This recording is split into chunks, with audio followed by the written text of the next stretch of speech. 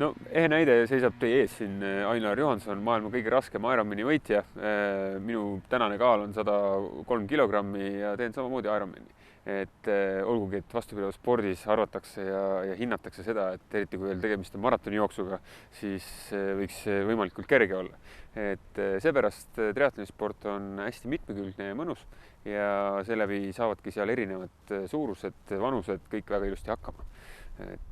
Siin vanuse poolest ka hea näide. Sister Madonna on üks nunn, kes siis üle 80 aasta vana ja teinud juba üle paarikümne Ironmani, nii et saab hakkama igas vanuses ja igas suuruses. Eesti triatloni kalendris on terve rida erinevaid võistlusi ja kõige lihtsam on minna triatlon.ee ja seal on võistluskalender ja on hästi palju erinevaid võistlusi ja Eesti on lähiregioonis üks paremini nii-öelda varustatud või paremate võistlustega riik üldse. Meil on siin Ironmani sarjavõistlusi, on olümpiadistantsi võistlusi, Balti meistrivõistlused, nii et ma usun, et igale ühele on midagi nii noortele kui vanadele ja enne kui võistlema minna, siis mõistlik on ikka proovida väljas ujumist ka, et kui basseinis tuleb ujumine väga hästi välja, siis väljas ujumine natuke teistmoodi ja teha siis sõpradega koos väike väliujumine ja proovida siis kambas koos ka ujuda, et need on niisugused pisikesed nüansid, mis võib-olla päris starti minnes võivad natuke ära ehmatada, kui esimest korda lähed.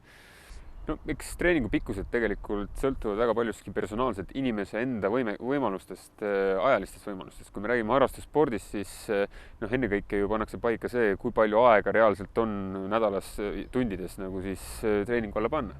Ja sealt tulenevalt siis on need võimalused paigas ja saab edasi panna. Aga niisugune tugev harrastaja, Eesti harrastaja, kes juba tõsiselt nagu sporti teeb tõenäoliselt 10–12 tundi suurematel nädalatel. Hea näide Tanel Padar, kes nullist hakkas trenni tegema, siis tema suurim nädal vist oli tõesti ka 12 tundi, aga muidu ikkagi sihuke 7, 8, 9 tundi, et sihuke tund päevas on juba väga korralik liigutamine, ehk siis 7 tundi nädalas, et ma usun, et sihuke asi võiks mahtuda inimeste kavasse küll. Ja kuidas seda jaotada, siis ikkagi vastavalt sellele, kuidas võimekus on, et nagu ma ütlesin, rattasport on ajaliselt kõige pikemalt kestev, aga ei saa ära unustada ka ujumist ja jooksu, et ei pea kohe eraldi treenerit võtma.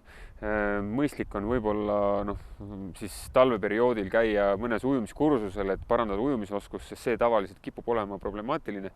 Ujumine, rattasõit ja jooks on juba niisugused iseenesest tavapärasemad liikumisviisid ja see tavaliselt inimestele probleeme ei tekita. Nii et kui on ujumistrennis käidud, siis võiks nagu leida mõne treeningklubi, kas siis triatloniklubi oma lähiringkonnas ja proovida nendega siis teha mõned avatud treeningud siis avaujumisel või mingid muud asjad ja kindlasti on treening, ütleme siis triatloniklubid need kohad, kus siis kõik need huvitavad küsimused saab käsitleda, mis ilmtingimata tekivad harrastussportlasel, kes esimest korda triatloni tuleb tegema.